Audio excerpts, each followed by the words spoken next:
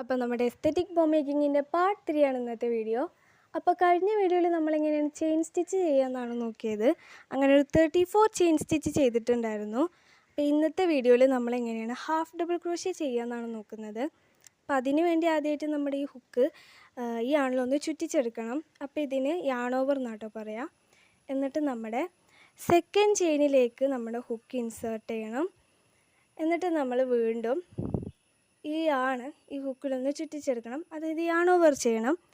എന്നിട്ട് നമ്മൾ അത് നമ്മുടെ ഹുക്കിലുള്ള ഫസ്റ്റ് ചെയിനിലൂടെ വലിച്ചെടുക്കുക. വീണ്ടും യാൺ ഓവർ ചെയ്യണം. എന്നിട്ട് നമ്മുടെ ഹുക്കിലുള്ള 3 ലൂപ്പിലൂടെയും നമ്മുടെ ഈ ഒരു യാൺ വലിച്ചെടുക്കണം. അപ്പോൾ ഇതാണ് നമ്മുടെ ഒരു ഹാഫ് ഡബിൾ ക്രോഷ്യ. അപ്പോൾ ഇതുപോലെ തന്നെ നമുക്ക് ഒരു 4 ഹാഫ് ഡബിൾ ക്രോഷ്യാണ് ചെയ്യേണ്ടത്. അപ്പോൾ ഫസ്റ്റ് ചെയ്യുമ്പോൾ ചിലപ്പം കിട്ടിയെന്ന് വരില്ല ഇങ്ങനെ ചെയ്യാൻ വേണ്ടിയിട്ട്.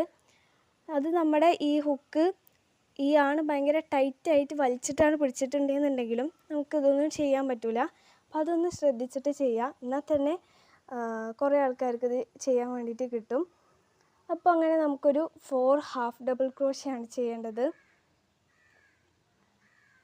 അങ്ങനെ നമ്മുടെ 4th ഹാഫ് ഡബിൾ ക്രോഷ്യാണ് ചെയ്തുകൊണ്ടിരിക്കുന്നത്. അപ്പോൾ ഈ ക്ലിപ്പ് ഞാൻ കുറച്ച് സ്ലോ ആയിട്ടാണ് എടുത്തിട്ടുള്ളത്. അപ്പോൾ ഇൻ കേസ് ആർക്കെങ്കിലും ഇത് ചെയ്യാൻ കിട്ടിയിട്ടില്ല എന്നുണ്ടെങ്കിൽ ഈ ഒരു ക്ലിപ്പ് നോക്കിയിട്ട് ചെയ്യാവുന്നതാണ്. പിന്നെ നമുക്ക് നെക്സ്റ്റ് ചെയ്യാനുള്ളത് സ്ലിപ്പ് സ്റ്റിച്ചാണ്. ഒരു 3 ചെയിൻസിൽ നമുക്ക് സ്ലിപ്പ് സ്റ്റിച്ച് ചെയ്യാനുണ്ട്. ഈ ഹാഫ് ഡബിൾ ക്രോഷ്യം സ്ലിപ്പ് സ്റ്റിച്ചും ചെയ്യാൻ അറിയുന്നുണ്ടെങ്കിൽ തന്നെ നിങ്ങൾക്കൊരു ബോ ഫുള്ള് ചെയ്യാൻ പറ്റും. കാരണം ഇതാണ് ഇതിന് വേണ്ട ഒരു ബേസിക് സ്റ്റിച്ചസ് എന്ന് പറയുന്നത്. അങ്ങനെ നമ്മുടെ 4th ഹാഫ് ഡബിൾ ക്രോഷ്യം ചെയ്ത് കഴിഞ്ഞിട്ടുണ്ട്. അപ്പോൾ ഇനി നമുക്ക് സ്ലിപ്പ് സ്റ്റിച്ച് ചെയ്യാം. അപ്പോൾ അതിന് വേണ്ടിയിട്ട് നമ്മുടെ ഹുക്ക് നെക്സ്റ്റ് ചെയിനിലേക്ക് ഇൻസേർട്ട് ചെയ്യാം.